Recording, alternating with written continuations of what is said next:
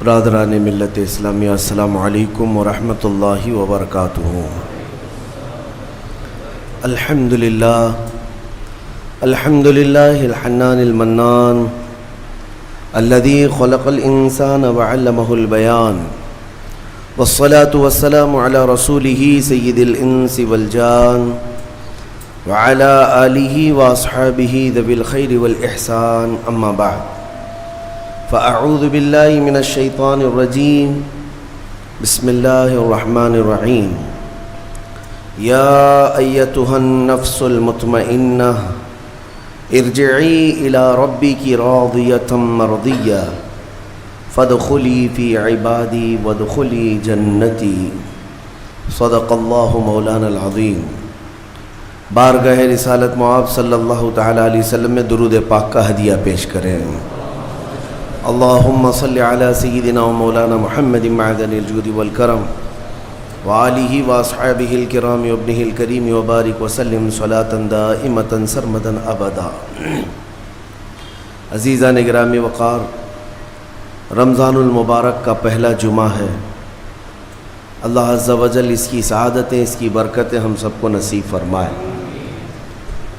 رمضان کے آتے ہی ہر مومن کا ایک ریہرسل شروع ہوتا ہے، ایک تربیت کا خاص وقت ہے رمضان، کیونکہ قرآن میں رب تعالیٰ نے فرمایا یا ایھا الذین آمنوا کتب علیکم الصیام کما کتب علی الذین من قبلکم لعلکم تتقون، اے ایمان والو تم پر روزے فرض کیے گئے جیسے کہ پہلے والوں پر بھی فرض کیے گئے تھے۔ وجہ کیا ہے؟ لعلکم تتقون، تاکہ تمہیں پرہیزگاری حاصل ہو، تاکہ تم تقوی والے ہو جاؤ۔ تقوی اور پرہیزگاری یہ اتنی ضروری ہے تمہارے لیے کہ جس کے لیے 1 مہینہ پوری تمہاری تربیت کرائی جا رہی ہے۔ یہ تقوی کیا چیز ہے؟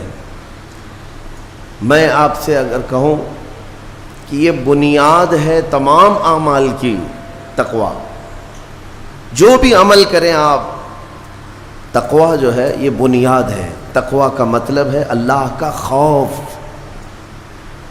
اللہ کا خوف، یا جو بھی عمل کرتا ہو وہ صرف اللہ کے لیے کرتا ہو، یہ تقوی ہے۔ اور یہ ہر عمل کے لیے ضروری ہے، ہر عمل کے لیے۔ نماز میں تقوی ضروری ہے، روزے میں تقوی ضروری ہے، حج میں تقوی ضروری ہے۔ آپ دیکھیں حج کا سفر جب کرنا ہو تو رب تعالیٰ نے فرمایا وَتَزَوَّدُوا، توشہ ساتھ میں لے لینا۔ سفر پر جا رہے ہو حج کے لیے، ساز و سامان توشہ ساتھ میں لے لینا، لیکن ساتھ میں ہی کون سا توشہ اچھا ہے؟ یعنی روٹی، سالن، چاول، یہ توشہ، کپڑے لتے، حاجات، یہ توشہ؟ خود رب تعالیٰ فرماتا ہے فَإِنَّ خَيْرَ الزَّادِ تَقْوَى، سب سے بہترین توشہ تقوی ہے۔ یہ تقوی کی ہر جگہ پر اللہ تبارک و تعالیٰ نے تاکید فرمائی۔ اب میں آپ کو بتاتا ہوں یہ رمضان المبارک جو 1 مہینہ تمہیں تربیت کے راستے سے گزارا جاتا ہے، کس وجہ سے؟ تاکہ تمہارے دلوں میں تقوی آئے، تقوی۔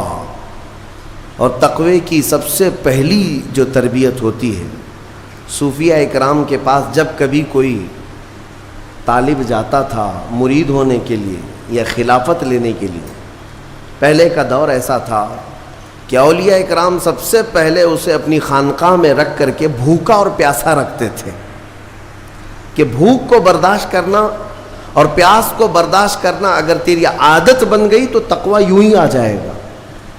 سید آل رسول مارہروی رحمۃ اللہ تعالیٰ علیہ، مارہرہ کے بڑے پائے کے بزرگ ہیں، اعلیٰ حضرت کے پیر مرشد، ان کے پاس ایک صاحب آئے، ایک مولانا صاحب آئے خلافت لینے کے لیے۔ شام کے وقت وہ پہنچے، سیدھے آتے ہی کہا کہ حضور آپ اپنی خلافت وغیرہ مجھے دے دیجئے۔ تو اس وقت ایسے بالکل بٹ نہیں رہی ہوتی تھی۔ آپ نے کہا آپ آج تو آئے ہیں، مہمان ہیں ہمارے ہاں، رک جائیے خانقاہ میں، کل کو بات کریں گے، رات ہو چکی۔ اور حضرت نے اپنے خادم سے کہا مولانا کی اچھی خاطر تواضع کرو۔ رات کو ان کو ایک کمرے میں رکایا گیا اور ان کو خوب مچھلی کھلائی گئی۔ حضرت کا حکم تھا کہ انہیں مچھلی پیٹ بھر کر کے کھلائیں لیکن پانی مت دینا.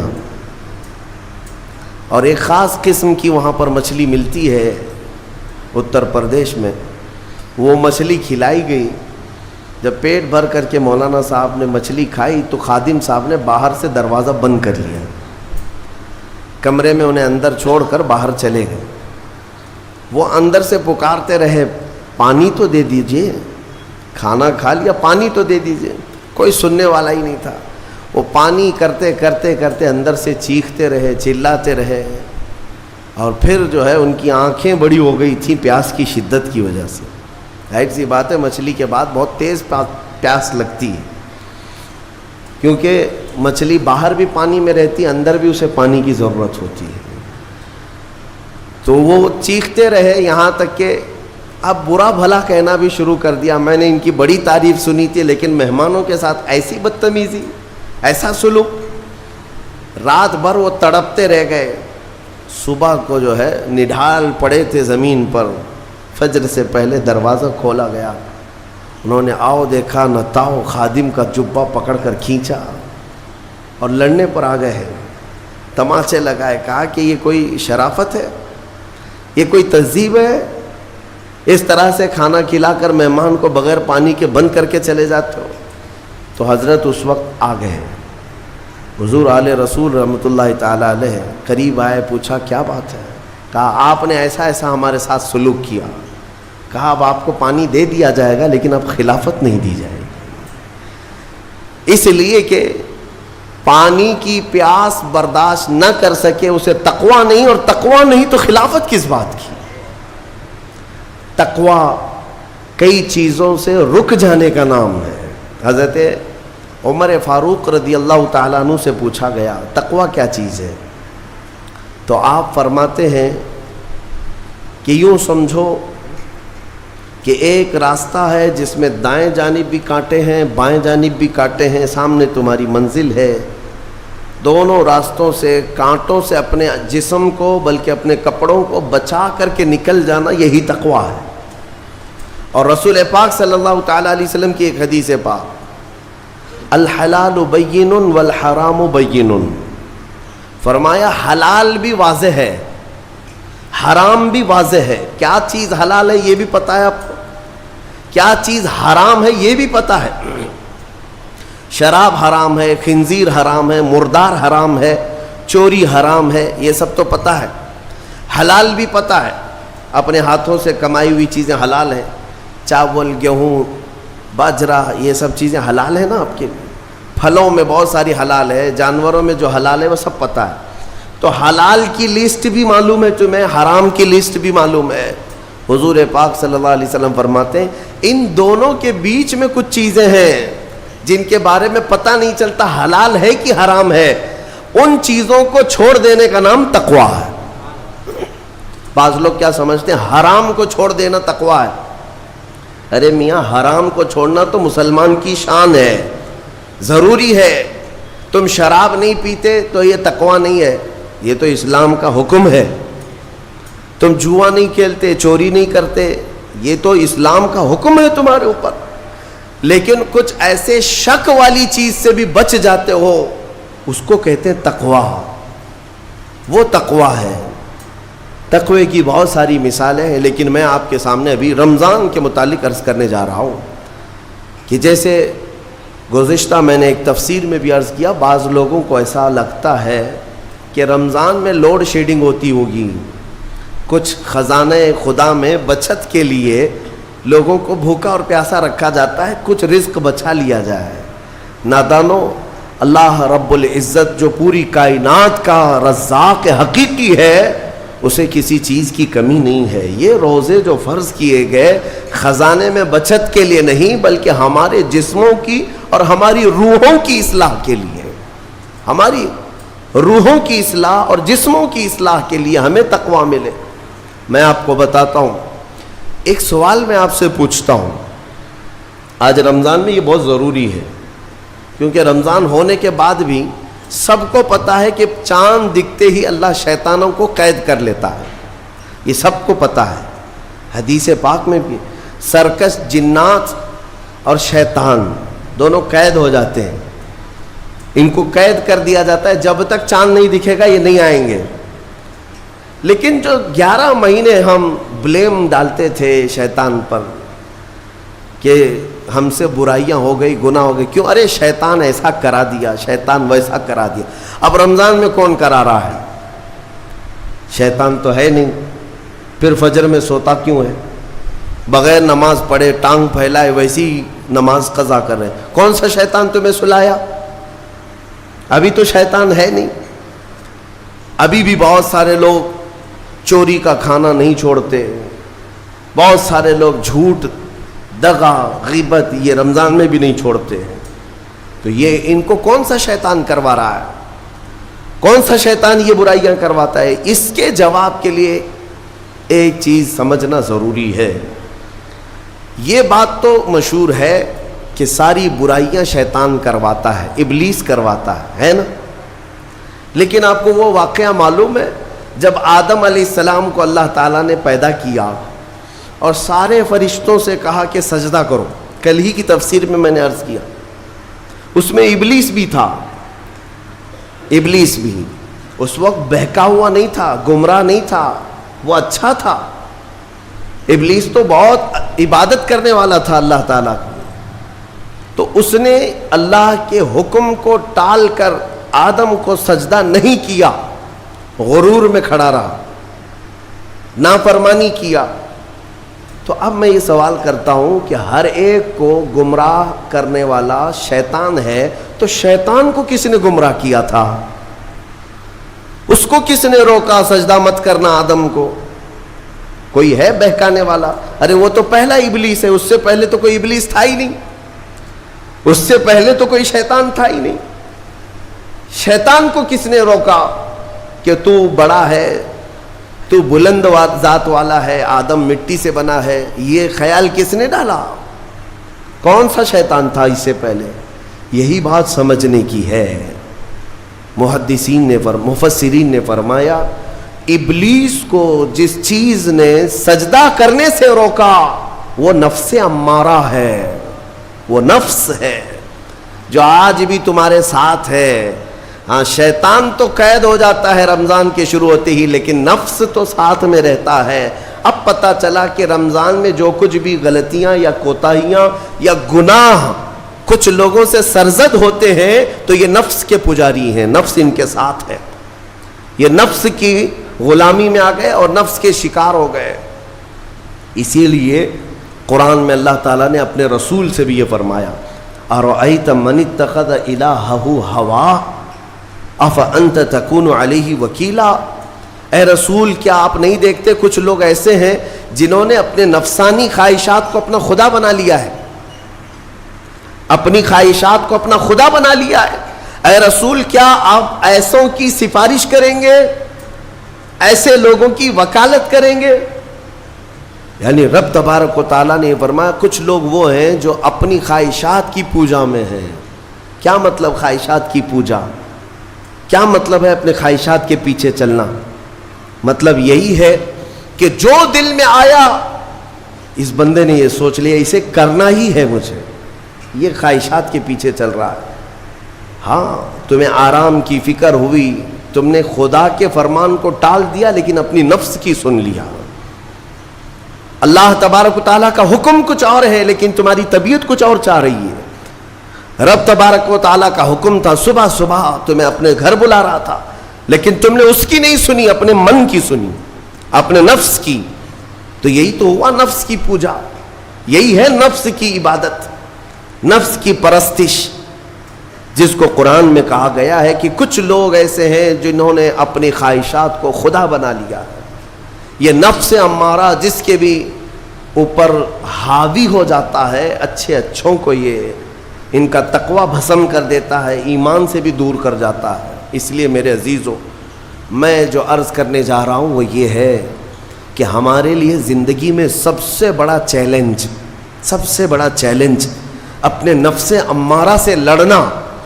آپ کو پتہ ہے رسول پاک صلی اللہ تعالیٰ علیہ وسلم ایک جہاد سے جب واپس مدینے تشریف لا رہے تھے, وہ جہاد بہت سخت تھا, صحابہ زخمی تھے, بہت گھماسان کی لڑائی ہوئی تھی، لیکن جب واپس مدینے آ رہے تھے تو میرے آقا نے ایک جملہ فرمایا تھا، رجعنا من الجہاد الاصغر الى الجہاد الاکبر، اے میرے صحابہ ہم چھوٹے جہاد سے بڑے جہاد کی طرف جا رہے ہیں۔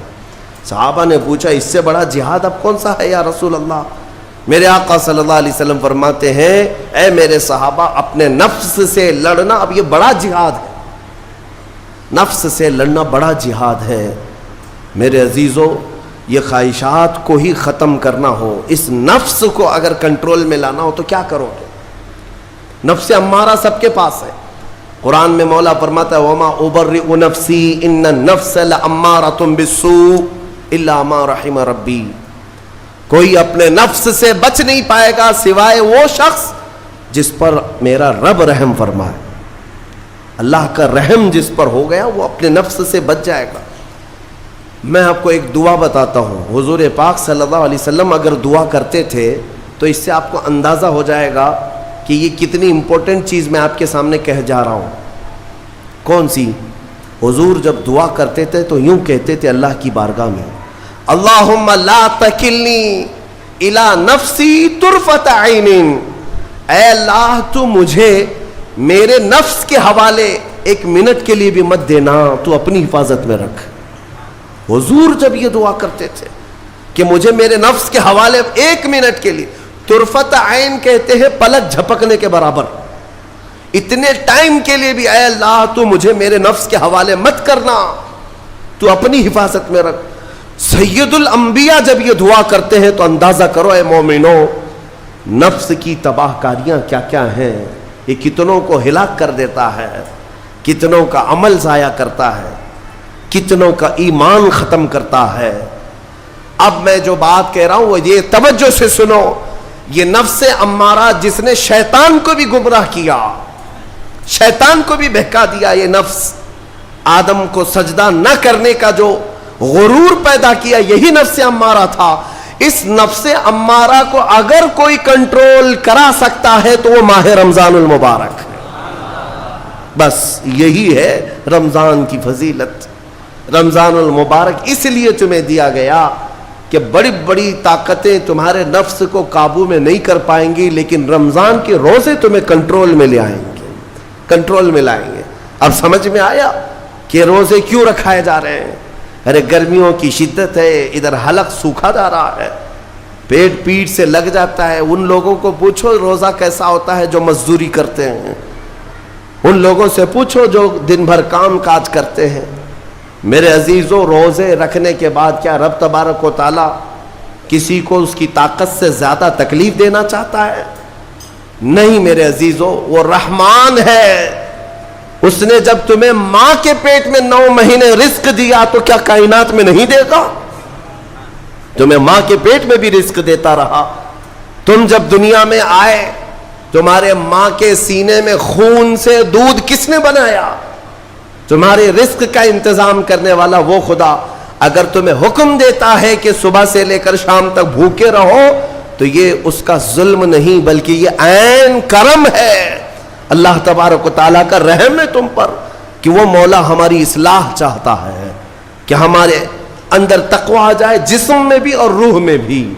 اب ایک اور بات میں آپ کو بتا دوں، میں نے ایک بات پڑھی تھی نفس کے متعلق، یہ نفس امارہ، اسی لیے امام غزالی رحمۃ اللہ تعالیٰ علیہ نے فرمایا اللہ کی جو مخلوق ہے وہ 3 طرح کی ہے، ایک فرشتے، دوسرے انسان، تیسرے جانور۔ یہ 3 الگ الگ قسم کی مخلوق ہیں، کیونکہ اللہ تعالیٰ نے تینوں کو جو چیزیں دی ہیں ان میں فرق ہے۔ فرشتوں کو اللہ نے عقل دیا ہے، نفس نہیں ہے۔ نفس، شہوت، برائی کرنے کی خواہش فرشتوں کے اندر ہے ہی نہیں، وہ سوچ بھی نہیں سکتے برائی کرنے کا۔ فرشتوں کو اللہ نے عقل دیا ہے، اور عقل عزت والی چیز ہے۔ اور جانوروں کو اللہ نے نفس دیا ہے، عقل نہیں، عقل والے نہیں ہیں جانور، عقل والے نہیں، لیکن نفس ہے، شہوت ہے، شہوت بھی ہے، نفس بھی۔ لیکن انسان ایک ایسی مخلوق ہے جسے اللہ نے عقل بھی دیا ہے، نفس بھی دیا ہے۔ مطلب یہ ہے کہ تمہیں اللہ نے ایک چیز فرشتوں والی دی ہے, ایک چیز جانوروں والی بھی دی ہے, دونوں تمہارے اندر ہے, عقل بھی ہے, نفس بھی ہے. لیکن امام غزالی فرماتے ہیں توجہ, جو بندہ نفس ہونے کے باوجود گناہوں سے اپنے آپ کو بچا لیا, وہ بندہ فرشتوں سے بھی افضل ہے. کیوں؟ فرشتے اس لیے بچے ہوئے ہیں کہ ان کے پاس نفس ہے ہی نہیں, اور تم بچ رہے ہو تو کمال کی بات ہے. نفس ہوتے ہوئے بھی گناہ سے بچ گیا تو اس انسان کا مقام فرشتوں سے بھی اعلیٰ ہے. لیکن ساتھ ہی امام غزالی یہ بھی فرماتے ہیں عقل ہونے کے باوجود اگر گناہوں سے نہیں بچتا تو پھر وہ جانوروں سے زیادہ ذلیل ہے, کتے اور خنزیر سے بھی گیا گزرا ہے. کیونکہ جانور تو بیچارہ معذور ہے, اسے عقل نہیں ہے, نفس ہے. تمہارے پاس عقل ہے, اس کے باوجود حرام کاریاں کر رہے ہو تو جانوروں سے زیادہ گر گئے. فیصلہ تمہارے ہاتھ میں ہے کہ تم کون سی زندگی گزارنا چاہتے ہو, کون سی, کہ تم نفس کے پجاری بن جاؤ یا عقل کا صحیح استعمال کر کے فرشتوں والی صفات پر عمل کرو. عزیزان گرامی وقار, نفس اور عقل یہ جو دو چیزیں ہیں ان کو میں آپ کے سامنے تھوڑا سا کھول کر کے عرض کرتا ہوں. عقل جو ہے عزت والی چیز ہے, جسے بھی دی گئی ہے وہ عزت والا ہے. کیوں عزت والی ہے یہ عقل؟ پوری دنیا میں عقل کا ہی تو کمال ہے. جس کے پاس عقل ہے وہ بادشاہ ہے, جس کے پاس عقل ہے وہ لوگوں کو ہانکتا ہے, پوری دنیا کو ادھر سے ادھر کر سکتا ہے. عقل اور نفس جو ہے, نفس برائیوں کی طرف بلانے والا, عیاشی کی دعوت دینے والا, موج مستی کرانے والا اور اپنے آپ کو تباہ کروانے والا. اچھے بھلے نوجوان 25 سال کی کڑیل جوانی ہے, کون ہے جو انہیں نشے کے اڈے پر لے جاتا ہے؟ کون ہے جو ان کو تباہ و برباد کرتا ہے؟ نوجوان کو اچھی طرح سے معلوم ہے کہ میں کوکین, افیون, ہیروئن لوں گا تو میرے جسم کے ساتھ کیا ہوگا, اسے معلوم ہے. لیکن اس کے باوجود عیاشی کروانا یہ نفس کی عادت ہے. کسی کے اوپر نفس غالب آتا ہے, کسی کے اوپر عقل غالب آتی ہے. عقل جس کے اوپر غالب آ گئی وہ اچھا آدمی ہے, نفس جس کے اوپر غالب آ گیا وہ شیطان کا پجاری ہو گیا, نفس کی سننے والا. اب یہ دونوں جو چیزیں ہیں میں بتاتا ہوں آپ کو. روایت میں ملتا ہے کہ جب اللہ نے عقل کو بھی پیدا کیا اور نفس کو بھی پیدا کیا تو اپنے سامنے حاضر کیا, عقل سے پوچھا کہ اے عقل بتا میں کون ہوں اور تو کون ہے؟ عقل نے کہا یا ربی انا عبدک وانت ربی, اے اللہ میں تیرا بندہ ہوں اور تو میرا رب ہے. عقل نے کیا کہا؟ میں تیرا بندہ ہوں اور تو میرا رب ہے. اللہ نے عزت سے نوازا, اقرار کیا نا بندہ ہونے کا, عقل نے اقرار کیا. پھر نفس کو بلایا, نفس سے پوچھا بتا میں کون ہوں اور تو کون ہے؟ نفس نے کہا انت انت انا انا, تو ہے میں ہوں. یہ غرور تھا نفس کے اندر, یہ گھمنڈ تھا نفس کے اندر کہ میں ہوں. نفس جس کے اندر غالب آتا ہے وہ آج بھی یہی کرتا ہے, میں ہوں, کسی کے سامنے کیا جھکنا ہے. تو حکم ہوا کہ اس نفس کو 100 سال جلایا جائے. 100 سال جلایا گیا, اس کو عذاب دیا گیا نفس کو. 100 سال بھگتنے کے بعد, آگ کی تپش بھگتنے کے بعد اسے پھر لایا گیا نفس کو. اللہ تعالیٰ نے پوچھا اے نفس بتا میں کون ہوں اور تو کون ہے؟ نفس نے کہا انت انت انا انا, تو ہے میں ہوں. غرور نہیں ٹوٹا, گھمنڈ نہیں ٹوٹا. حکم ہوا اللہ کی طرف سے فرشتوں کو, اس نفس کو اب 100 سال تک بھوکا اور پیاسا رکھا جائے, کوئی چیز نہ دی جائے. اسے سخت سزا دی گئی, بھوک اور پیاس کی نفس کو کوئی چیز نہیں دی گئی. 100 سال کے بعد پھر اس کو حاضر کیا گیا, پوچھا گیا بتا کون ہوں میں؟ نفس نے کہا اے اللہ تو میرا خدا ہے, میں تیرا بندہ ہوں. فرمایا بزرگوں نے کہ نفس کو اگر کوئی جھکا سکتا ہے تو وہ بھوک ہے, اسی لیے مولا نے رمضان کے روزے تم پر فرض فرمایا. نفس کو جھکا سکتے ہو, نفس کو کنٹرول میں لا سکتے ہو تو بھوک کے ذریعے سے. ہاں یہ بھوک اور پیاس یوں ہی نہیں دی گئی ہے. دنیا اگر سمجھتی ہو کہ مسلمانوں کو یہ بھوکا اور پیاسا رکھوایا جا رہا ہے تو انہیں کیا خبر ہے کہ روح کسے کہتے ہیں, نفس کسے کہتے ہیں. جو آلریڈی غلاظت میں پڑے ہوئے انہیں کیا سمجھ ہے. لیکن الحمدللہ ہمارا تصور ہے آخرت کا, ہمارے ہاں تصور ہے جنت کا, ہمارے ہاں تصور ہے جہنم کا, اللہ کی بارگاہ میں حساب کا. اس لیے ضروری یہ بن پڑتا ہے کہ ہم اپنی دنیا میں ہی اصلاح کریں. میرے عزیزوں, اس نفس کی جو تباہ کاریاں ہیں اس سے بچنا ہر نوجوان کے لیے آج ضروری ہے. تم روزوں کو ہلکے میں مت لو. اس سے پہلے بھی میں کہا کرتا تھا, آج پھر سے میں ریپیٹ آپ کے سامنے کہتا ہوں, مسلمان کے لیے روزے جو فرض کیے گئے آپشنلی نہیں ہے میرے عزیز. یہ آپشنلی نہیں ہے, اختیاری نہیں ہے. جسے چاہے وہ رکھے, جسے چاہے وہ چھوڑے. ہاں ہمارے یہاں معاشرہ ایسے ہی ہے نا. ہاں صبح اٹھ کر کے لوگ پوچھتے رہتے ہیں روزہ ہے, روزہ ہے. کیوں پوچھ رہے ہو روزہ ہے؟ مسلمان ہے تو روزہ فرض ہے, روزہ فرض ہے.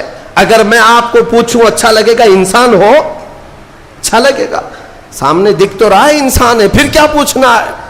مسلمان کے لیے روزہ ایسا ضروری ہے جیسے اس کے لیے انسان ہونا ضروری ہے. وہ روزے چھوڑتا کیوں؟ ہاں چند ہی چیزیں ہیں جہاں تخفیف دی گئی ہے شریعت میں. وہ سفر ہے یا مرض ہے, ایسا مرض کہ جس سے وہ نہیں برداشت کر پاتا, اس میں اللہ تعالیٰ نے اسے چھوٹ دی ہے, رخصت دی ہے. یا حاملہ عورت ہے, یا دودھ پلانے والی عورت ہے, یا پھر اب بہت سارے لوگ ایسے ہیں جو ہٹے کٹے ہیں, تندرست ہیں, توانا ہیں, روزے چھوڑے ہوئے ہیں. میرے عزیز, سب ہونے کے بعد اگر روزہ چھوڑنے کی کسی کو رخصت ہے نا, تو وہ صرف ان عورتوں کو جن کی ماہواری آتی ہے مہینے میں یا بچے کے بعد, حیض و نفاس والی عورتوں کے لیے روزہ نہیں ہے. تو میں ان لوگوں سے پوچھتا ہوں, کیا تمہاری بھی ایسی کیفیت ہے جو تم روزہ چھوڑے گھوم رہے ہو؟ ناپاک ہو, ناپاکی آئی ہے؟ نہیں ہے تو پھر کیوں روزہ چھوڑتے ہو؟ ایک روزے کو چھوڑنے کی سزا حدیث میں بتائی گئی 900 سال دوزخ میں رکھا جائے گا. 900 سال. اب کیلکولیٹ کرو, اگر تمہاری زندگی کے روزے قضا ہیں تو کتنے 100 سال جائیں گے. اسی لیے میرے عزیزو, جب تک طاقت ہے روزے فی الحال کے رکھو ہی رکھو. اگر پیچھے کے چھوٹے ہیں تو اسے بھی پہلے کمپلیٹ کر لو, ورنہ قیامت کے دن کی سزائیں نہیں برداشت کر پاؤ گے, بھگت نہیں پاؤ گے. یہ ہم جو بار بار کہتے ہیں آپ کے روزہ رکھنے سے میرا کیا ہے, ہم تنبیہ صرف اس لیے کرتے ہیں کہ قیامت کے دن اللہ تعالیٰ کے عذاب میں گرفتار نہ ہو جاؤ, عذاب میں گرفتار نہ ہو جاؤ. اور ہمارے بزرگوں نے ہمیں تعلیم دی ہے کہ اللہ تعالیٰ جب 11 مہینے کھلاتا پلاتا ہے, اور وہی مولا 1 مہینہ اگر حکم دے تو یہ کس قدر بندے کی ناانصافی ہے کہ اپنے مولا کے حکم کو پیٹ پیچھے ڈالتا ہے اور پھر کھاتا پیتا رہتا ہے. کیا اسے اپنے رحمان کی رضا کی اتنی بھی فکر نہیں ہے کہ یہ میرے مولا کی رضا ہے روزہ؟ اسی لیے تو اس مولا نے فرمایا روزہ میرے لیے ہے اور اس کی جزا کچھ نہیں, میں خود بندے کا ہو جاؤں گا. الصوم لی وانا اجزا بہ. اور ایک حدیث میں عجزی بھی پڑھا گیا, یعنی روزہ میرے لیے ہے اور میں ہی اس کی جزا ہوں, میں ہی اس کی جزا ہوں. مطلب یہ ہے کہ دوسرے اعمال کی جزا میں جنت ہے, محلات ہے, الگ الگ ثواب ہے, لیکن روزے کے متعلق مولا نے فرمایا میں خود ہی اس کی جزا ہوں. تجھ سے تجھی کو مانگ کر مانگ لی ساری کائنات, جس کا خدا ہو گیا اس کی ساری کائنات. میرے عزیزوں, اللہ تبارک و تعالیٰ اگر کسی بندے کا ہے تو پھر اس کے کیا کہنے. اچھا, ایک اور اس میں حکمت یہ ہے, روزہ جو رکھا جاتا ہے یہ بندے اور اللہ کے بیچ کا راز ہے, دوسرے کسی کو پتہ نہیں. میرا روزہ آپ کو نہیں معلوم, آپ کا روزہ مجھے نہیں معلوم. چہرہ دیکھ کر کے کچھ بھی کہا جا سکتا ہے. ہاں, چہرہ دیکھ کر کسی کا روزہ پتہ چلے گا. آپ کل سحری کر کے نیت کر کے روزے سے آئے ہیں, کسی کی پیشانی پہ تو لکھا نہیں ہے کہ یہ روزے دار ہے. آپ نے کہا ہم نے مان لیا, لیکن حقیقت کیا ہے یہ تم جانو گے, اللہ ہی جانے. بہت سارے تمہارے پاس موقع ایسے آتے ہیں جب ایک ایک گھونٹ نگل سکتے ہو.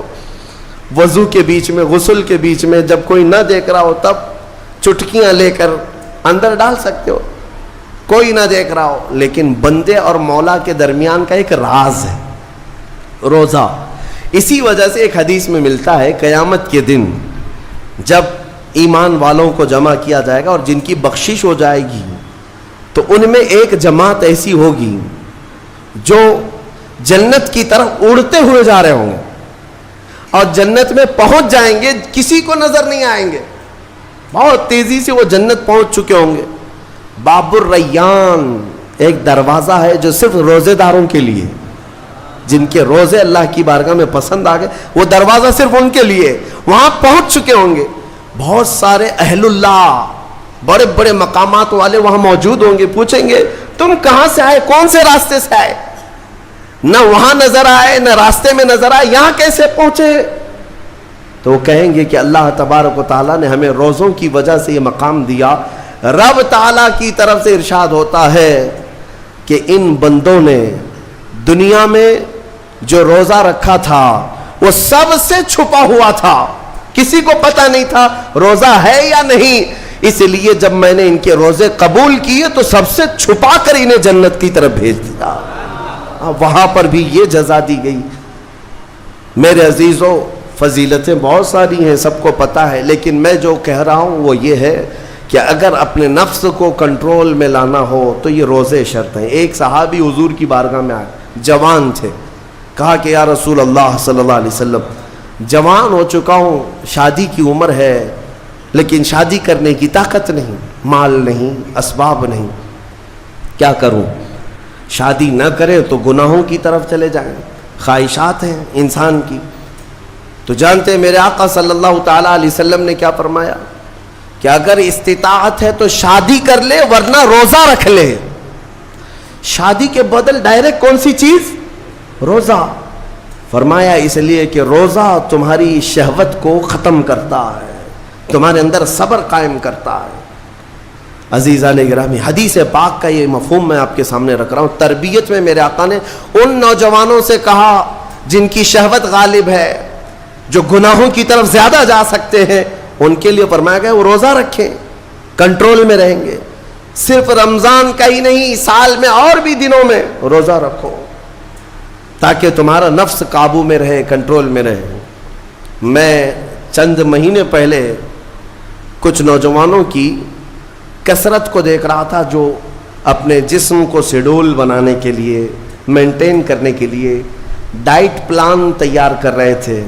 تو اس میں ایک بہت ہی بڑے ڈاکٹر ہیں جنہوں نے ڈائٹ پلان دیا, تو اس میں انہوں نے مینشن کیا کہ ہفتے میں ایک دن بھوکا رہنا چاہیے, صبح سے شام تک. وہ نان مسلم ہے. میں نے پوچھا تھا کہ یہ آپ کے ڈائٹ پلان میں کس لیے ہے, تو انہوں نے اس کی سائنٹیفک وجہ بتائی کہ ہفتے بھر میں ہم جو کچھ بھی کھاتے ہیں, کچھ ایسی چیزیں جمع ہو جاتی ہیں جن کو پگھلنے کا موقع ہی نہیں ملتا, ہم بار بار کھاتے رہتے ہیں, اس پر چیزیں جمع ہوتی رہتی ہیں. ایک دن ہفتے میں اگر اپنے پیٹ کو خالی چھوڑ دیا جائے تو فاسد مادے گل کر کے باہر نکل جائیں گے اور صحت ہمیشہ صحیح رہے گی. یہ دنیا کہہ رہی ہے. میرا مولا بغیر حکمت کے کوئی چیز تم پر فرض نہیں فرماتا. جس نے ہمارے جسموں کو بنایا, جس نے ہماری روح کو بنایا, وہی زیادہ بہتر جانتا ہے کہ ہمارے حق میں کیا چیز اچھی ہے. اس لیے اے میرے عزیزوں, اب ان نفس کے خلاف جو باتیں میں نے عرض کی ہیں, نوجوانوں, آج تمہارے لیے نہیں پوری زندگی کا سب سے بڑا چیلنج ہے, سب سے بڑا چیلنج. جو اپنے نفس امارہ سے بچ گیا وہ صحیح سلامت دنیا سے چلا گیا, ورنہ موت کے وقت بستر پر روح نکلنے سے پہلے بھی نفس امارہ بہکاتا ہے. یہ شیطان کا قریبی دوست ہے. یہ دونوں کی سانٹھ گانٹھ ہے. نفس کی اور شیطان کی دوستی بہت گہری ہے, بہت گہری ہے. اسی لیے تو شیطان جاتا ہے تو نفس اس کا کام کرتا رہتا ہے. دونوں مل کر کے انسان کو تباہ و برباد کرتے ہیں. لیکن اس کے باوجود اگر آپ بچے ہیں تو یہ اللہ کا فضل ہے تم پر, اللہ کا فضل ہے. میں بنی اسرائیل کے ایک شخص کے متعلق پڑھا تھا, بڑا عبادت گزار شخص تھا. وہ اپنے صومعہ کہتے ہیں جس میں عبادت کرتے ہیں، بنی اسرائیل کا وہ عبادت گزار شخص قریب 80 سال تک عبادت کیا اور باہر نہیں نکلا. شہر میں سب سے زیادہ مقبول، ہر ایک اس کے پاس دعائیں کرانے کے لیے آتے تھے. اتفاق سے اس گاؤں میں ایک گھر کے 4 بھائی تھے، وہ تجارت پر جا رہے تھے، ان کی تنہا بہن تھی گھر پر. چاروں نے سوچا ہم تجارت پر جا رہے ہیں، اپنی بہن کہاں چھوڑیں. تو چاروں نے کئی لوگوں سے مشورہ کیا اور بزرگوں سے بات چیت ہوئی تو کہا کہ وہ عابد جو شب زندہ دار ہیں، رات بھر عبادت کرتے ہیں، ان کی نگرانی میں چھوڑ کر، ان کی کفالت میں چھوڑ کر چلے جاتے. وہ چاروں آئے اور اپنی تجارت کا سفر بتایا اور کہا کہ ہماری بہن گھر پہ رہے گی، بس آپ دیکھ بھال کریں. اور وہ تجارت پر چلے گئے. یہ بہت ہی عبادت گزار شخص ہے بنی اسرائیل کا، بہت عبادت گزار.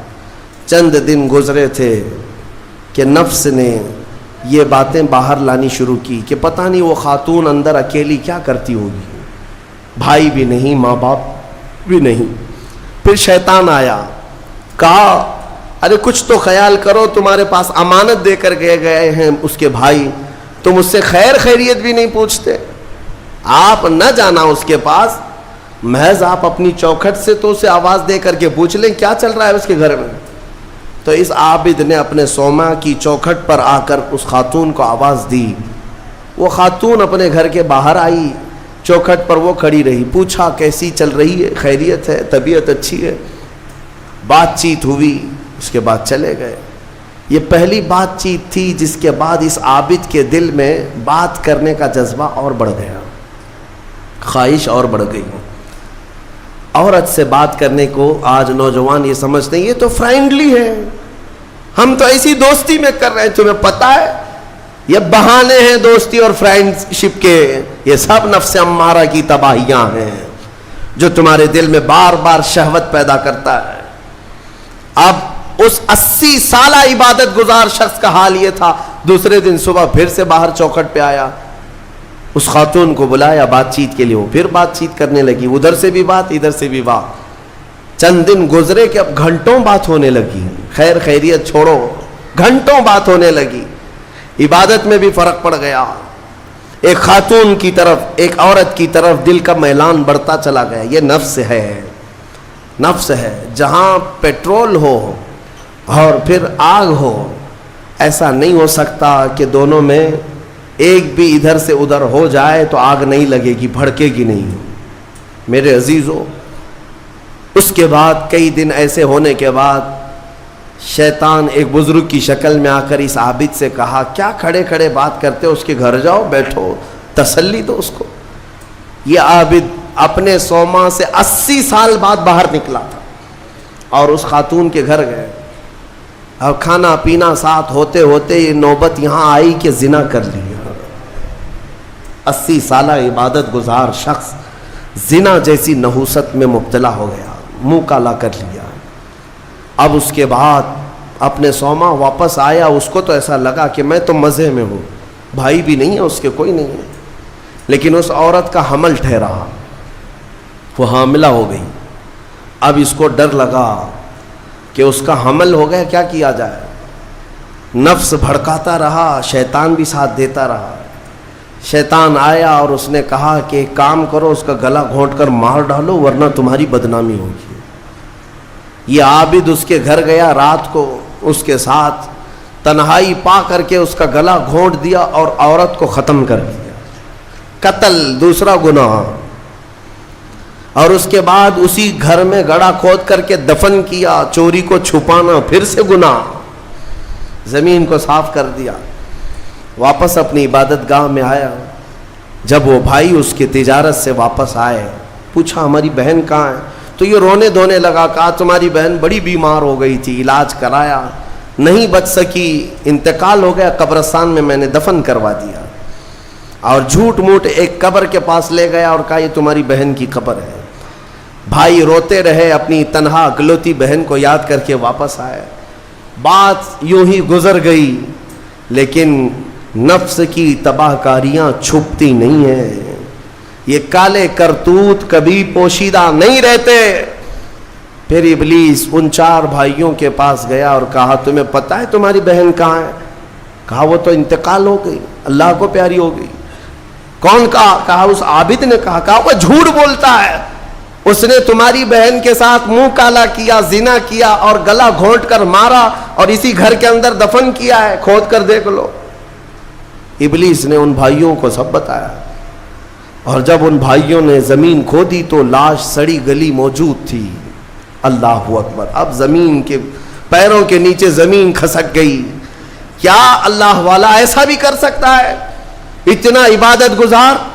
پھر لوگوں کو جمع کیا گیا، سبوں نے دیکھا تو اس کے بعد غصے میں سارے لوگ بپھر گئے اور سب کے سب ٹوٹ پڑے اس صومعہ پر، اور اسے کھینچ کر کے باہر لایا گیا اور اس سے پوچھا گیا۔ اخیر میں مار توڑ کے بعد اس نے اقرار کر لیا کہ ہاں میں نفس کے دھوکے میں آ گیا تھا، مجھ سے یہ گناہ ہو گیا ہے، غلطی ہو گئی ہے۔ ساری قوم نے مل کر اس کا چہرہ کالا کیا اور اس کو پھانسی پر چڑھایا۔ جب پھانسی پر لٹکانا تھا، دنیا تماشا دیکھ رہی تھی، بچے تالیاں بجا رہے تھے، لوگ پتھر پھینک رہے تھے، لیکن اس وقت بھی سامنے شیطان آیا اور اس کا نفس بھی تھا، یہی نفس امارہ ہے۔ دونوں نے مل کر کے کہا کہ اے عابد، اب بھی تیری حفاظت ہو سکتی ہے، بچ جائے گا تو، اس پوری بلا سے تجھے ہم نکال لیں گے۔ اس نے پوچھا کیسے؟ کہا دیکھ تو جتنی عبادت خدا کی کیا 80 سال، اس خدا نے تجھے کچھ نہیں رکھا، اس حالت تک لے آیا، کاش تو ہماری عبادت کر لیتا، ہمیں خدا مان لیتا تو چٹکی میں تجھے نکال لیتے۔